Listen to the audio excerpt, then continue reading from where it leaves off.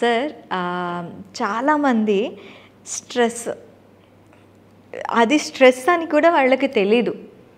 నాకేదో అయిపోతుంది, నాకేం తెలియట్లేదు, నేను ఎక్కడ ఉన్నాను అన్న డిఫరెంట్ యాటిట్యూడ్తో ఉంటూ ఉంటారు.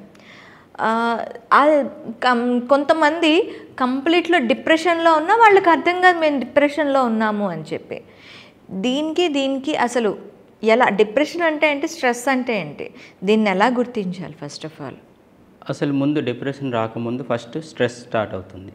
అసలు స్ట్రెస్ ఎందుకు వస్తుంది, అసలు స్ట్రెస్ అంటే ఏంటి అంటే మనకి పట్టాభిరామ్ గారు రాసిన ఒక బుక్లో మానసిక ఒత్తిడి స్ట్రెస్ మేనేజ్మెంట్ అనే బుక్లో చాలా బాగా చెప్పారండి ఆయన.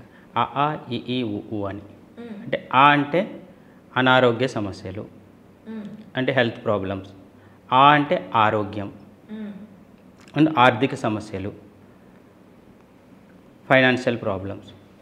ఈ ఇల్లు సంసారం అంటే పిల్లలు, భార్య, ఇమీడియట్ ఫ్యామిలీ మెంబర్స్.